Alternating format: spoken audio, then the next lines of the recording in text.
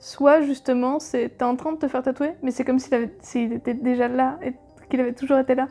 Et je trouve ça fou, tu vois, de se dire qu'on vient de modifier son corps de façon permanente et souvent de façon assez visible, et qu'on se dit qu'il a toujours été là.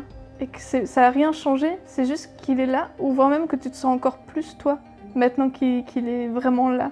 Je m'appelle Fandrelam, je travaille à Strasbourg chez Bleu Macadam, et je fais du tatou dans un style un peu illustratif, très émotionnel, ou alors mignon, bizarre.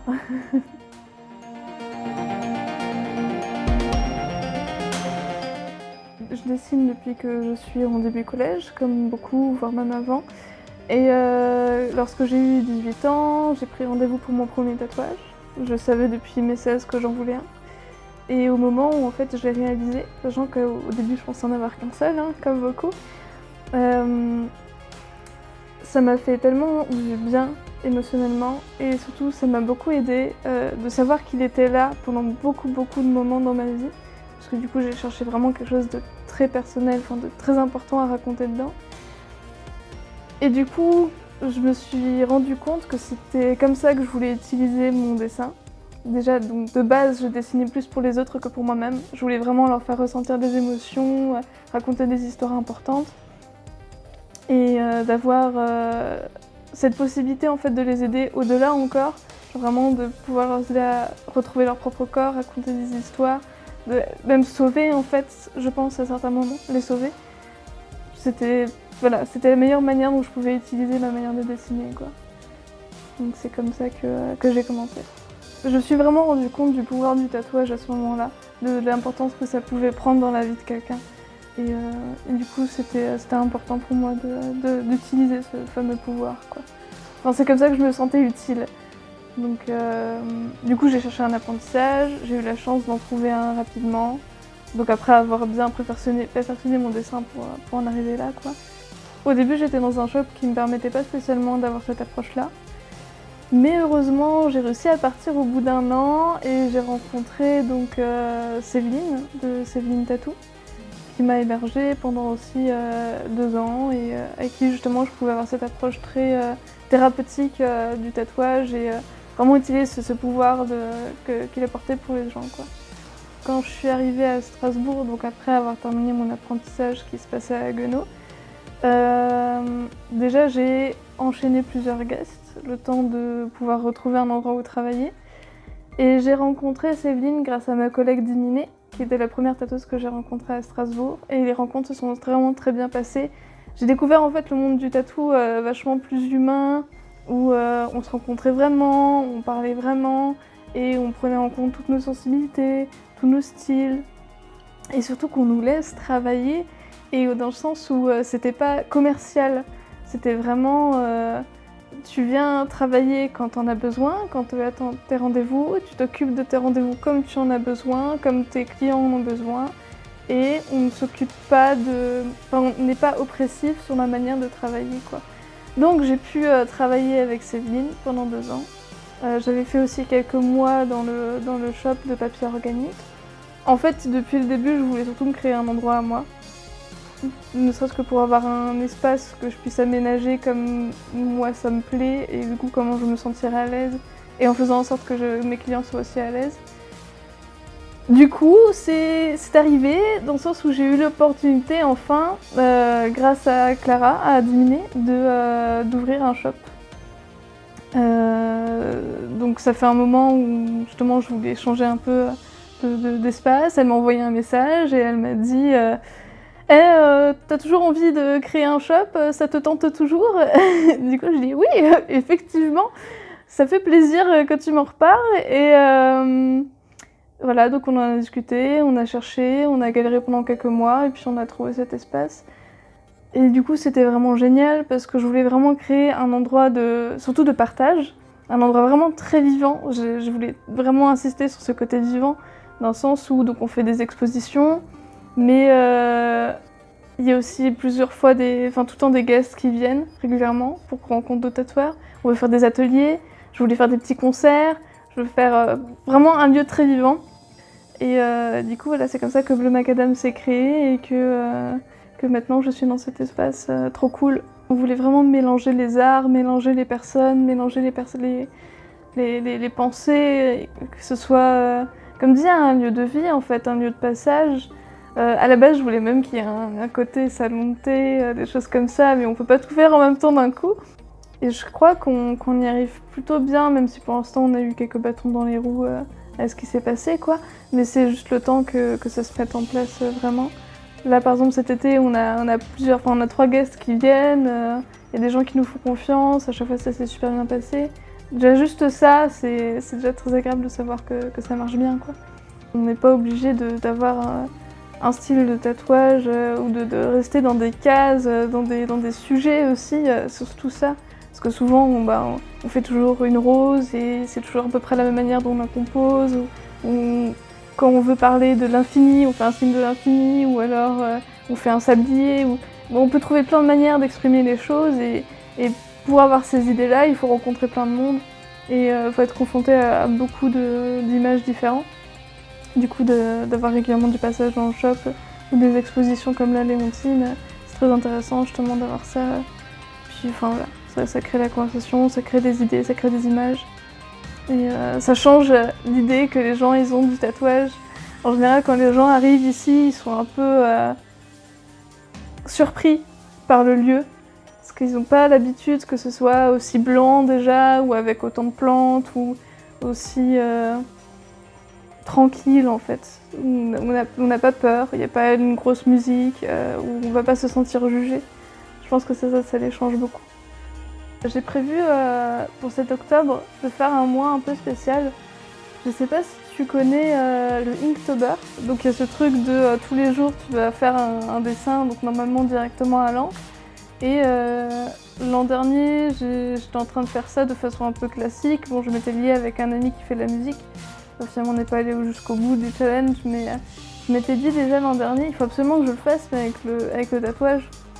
Et du coup ce que je pensais faire, c'est tous les jours je vais tatouer une nouvelle personne et en fait on va vraiment prendre la journée entière, donc elle va venir le matin, on va discuter du mot qu'on a, du projet, de où est-ce qu'on veut le mettre et en fait on va vraiment créer le dessin ensemble sur l'instant pour le tatouer sur l'instant.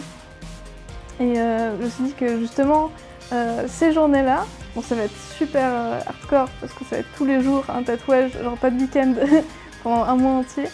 Mais je pense que humainement ça va être incroyable ce qui va se passer, de pouvoir discuter vraiment beaucoup plus en profondeur, de vive voix justement avec les personnes qui vont se faire tatouer et qu'on crée ensemble vraiment le design ensemble, ce qu'on peut pas faire au quotidien parce que ça serait trop long, trop compliqué.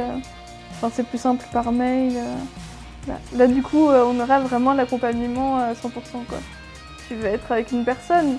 Elle va être en face de toi, tu vas devoir discuter, créer avec cette personne et du coup déjà t'es pas tout seul à le faire, tu vois. Donc le challenge est vachement plus simple et puis je sais pas, j'en suis sûre que ça va être hyper intense, ça va être incroyable, donc j'ai juste hâte. Du coup les gens pourront piocher dans les 2 pots et si jamais ça leur convient vraiment pas, que ça leur parle vraiment pas du tout, ils ont un joker pour chacun des pots pour en... Voilà. Mais il faudra essayer de créer avec ça, de pas être trop libre, de pas pouvoir... Enfin d'avoir une sorte de contrainte, ça va faire partie de l'expérience aussi, parce que sinon c'est trop facile. Ça va être bien, je pense. Et du coup de devoir créer avec ces mots qu'on connaît juste sur l'instant, ça va être sympa. De voir ce qui en découle, quoi. Je veux un peu ce sentiment aussi là quand on va créer en octobre, c'est de vraiment trouver la concordance parfaite, tu vois. Ça va être fou. Et je me dis que ça va aussi beaucoup moduler au cours du mois avec l'éventuellement fatigue, les différents moods aussi. Ça se trouve, j'aurai des moods où je serai plus mélancolique et du coup on va tomber tous les deux dans quelque chose de plus profond, de plus sensible. Puis il y a des moments où je serai peut-être hyper heureuse, où les personnes seraient hyper heureuses. Et pareil, on va partir dans des trucs beaucoup plus dans le mouvement, dans le punch, dans le rayonnement. Ça va être intéressant de voir ça aussi, l'évolution. C'était vraiment ce côté discussion et création de l'instant avec la personne et pas juste t'es ma toile, quoi. C'est vraiment on travaille ensemble. Et ça c'est un truc que je trouve que beaucoup trop de gens oublient aussi, ce partage. Parce que c'est grâce à vous en fait qu'on est en train de créer, donc faut pas vous oublier dedans la création, quoi. J'ai malheureusement croisé beaucoup trop de gens dans ma vie qui ont des tatouages et qui, lorsque je le pointe du doigt et que je dis « Hey, il est vachement beau ton tatouage », je vois leur tête se décomposer et en fait je comprends tout de suite que ça s'est mal passé pendant la séance parce que le tatou il est beau, tu vois, la signification elle est là, mais le problème c'est le souvenir de quand est-ce qu'il a été créé.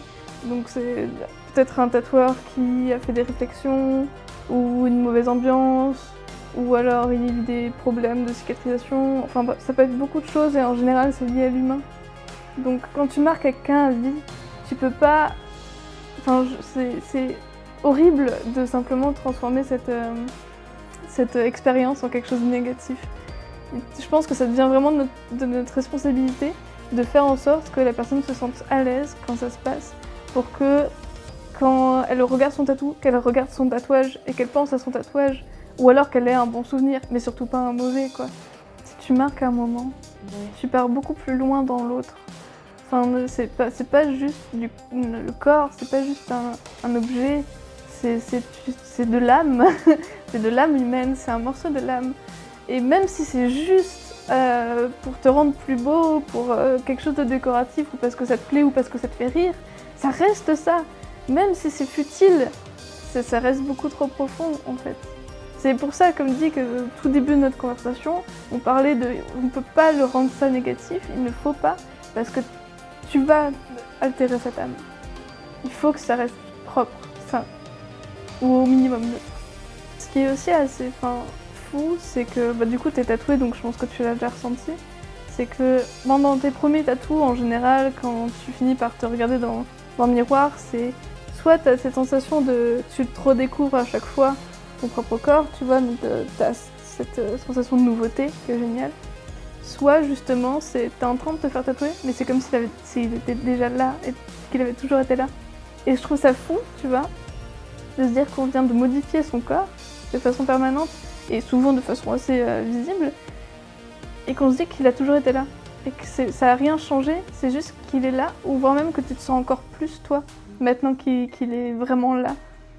Et c'est un peu comme si à chaque fois que tu te faisais un tatou, c'est comme si tu grattais en fait cette peau que la société t'a imposée ou que la vie t'a imposée pour retrouver ce qu'il y a en toi. Je trouve ça incroyable quand même, c'est fou. C'est super beau quand ça arrive. Ce serait presque comme si l'encre, sortait de notre peau plus qu'on la rentre, tu vois. C'est... physiquement, ce qui se passe, c'est qu'on injecte quelque chose, mais je pense que vraiment mentalement, c'est plutôt l'inverse qui se passe, quoi. Dès que je me tatoue, comme dit, j'ai vraiment ce sentiment de me récupérer, dans le sens où je suis issue de harcèlement. Je dis ça comme ça parce que bon, clairement, ça te façonne, quoi. Donc pendant plusieurs années, je l'ai vécu, énormément de solitude, donc en fait, beaucoup de dégoût de moi-même et d'envie de fuite de mon propre corps, de ma propre existence.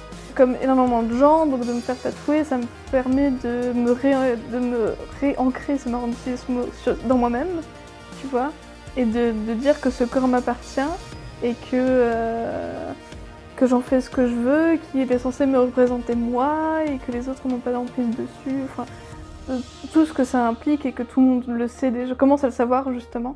Ce qui est assez spécial, c'est que vraiment à chaque tatouage, je sens cette personne en moi qui arrive à ressortir un peu plus, comme si ça crée des petits trous. Là, genre le dernier, donc c'est celui de la lune là, et vraiment, au moment où je l'ai fait, au moment où il était totalement là, je ne marchais plus pareil dans la rue. J'étais quelqu'un d'autre, mais plus moi. Et du coup, je pense que c'est à peu près la même chose pour tout le monde, dans le sens où mes clients... Je le vois à leur sourire, à leurs yeux qui pétillent, quand ils redécouvrent leur corps après la séance, tu sais, quand ils se regardent pour la première fois dans le miroir, ou même souvent avant, quand on a juste posé le stencil, et que juste, ils voient le tatouage, ils voient leur corps, et ils se disent, parfois même après la séance, « Oh trop bien, maintenant je vais pouvoir mettre des shorts et des jupes !» parce que j'ai envie qu'on voit mon tatouage, j'ai envie qu'on me voit moi, quoi. Et je pense que ça donne beaucoup de sécurité dans que ça donne beaucoup de force mentale surtout. Dans le sens où plus t'as de tatous, plus tu peux dire fuck aux autres. C'est genre si tu te prends des réflexions, bah, tu en as de moins en moins quelque chose à faire. En général, tu leur dis je m'en fous. Enfin, c'est mon truc, tu vois. Mais je pense que c'est parce que justement quand tu commences à te faire ta tête, tu te reçois beaucoup de réflexions. Du coup, plus t'en fais, plus t'as l'habitude, ou plus tu traînes avec des gens qui connaissent aussi ce monde-là. Du coup, t'as transformé un peu ta pensée en même temps que tu t'es tatoué. Je pense que si on n'était pas, si on ne se ressentait à aucun moment le regard de l'autre sur soi, on s'en foutrait de son propre corps. Vraiment, on serait juste content qu'il fonctionne. On ne serait pas en train de dire mon nez est trop gros, voilà. Il serait juste totalement neutre à notre propre égard, juste de l'amour de fonctionnement, quoi. Enfin, je pense qu'on s'occuperait vachement plus de ce qui est autour de nous.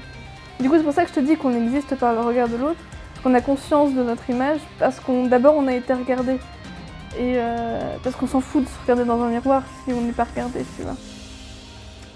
Et du coup, c'est pour ça que le réappropriation du corps a son importance. Parce qu'une fois que tu as conscience du regard de l'autre, de quel impact il peut avoir sur toi, c'est qu'à ce moment-là que je pense que tu peux te construire l'image que toi tu as choisi que les autres voient. Mais du coup, c'est toujours par rapport à ce que l'autre voit. Mais après, c'est aussi par rapport à ce que toi tu ressens. Mais c'est, j'arrive pas à expliquer mieux que ça, mais c'est parce que tu as subi le regard de l'autre que tu te dis que tu as envie de ressembler plus à quelque chose qui te ressemble à toi dedans, à l'intérieur. Mais c'est quand même pour le regard de l'autre. Enfin, ça paraît... C'est hyper malsain en fait de dire ça. Je rire parce que c'est hyper négatif, mais je trouve ça plutôt réaliste. Enfin, de toute façon, on fonctionne par mimétisme. C'est un truc de base humain. Mais je pense qu'on avait vachement moins de mal à s'accepter soi-même, notre image, quoi. Parce qu'effectivement, on se voyait moins. Maintenant, on fait que ça, se regarder. Peut-être qu'on le ressent plus parce qu'on a peur d'être jugé. Parce que vu qu'on se connaît soi-même et que du coup, on a pu se comparer à des autres, et vu que c'est nous-mêmes et qu'on se dit « mais je ressemble pas à cette personne-là que je trouve vachement mieux », c'est que je suis forcément moins bien. Alors que non, c'est juste que t'es différent. Mais du coup, je pense que la manière dont on fonctionne actuellement nous amène plutôt à penser en négatif là-dessus. Alors que on est d'accord que c'est en train d'un peu changer et genre les gens qui sont pris en photo ou filmés, qui ont justement un corps ou une présentation qui est différente des autres, c'est en général ceux qui nous intéressent le plus. Genre, tu sais l'acteur qui a fait Sherlock Holmes, que tout le monde trouvait super moche au début et qu'en fait maintenant il fascine. Je pense que c'est ça. C'est juste le temps de s'habituer à la différence. À force de voir des choses différentes, je pense que même nous-mêmes, en nous regardant dans le miroir, on n'aura plus un seul type de corps, tu vois. Donc on se dira juste, ah bah je ressemble un peu à ces deux personnes, ou mais moi je suis différente, enfin je suis plus moi, du coup je suis originale, donc je sais pas, on se sentira sûrement mieux au bout d'un moment, quoi.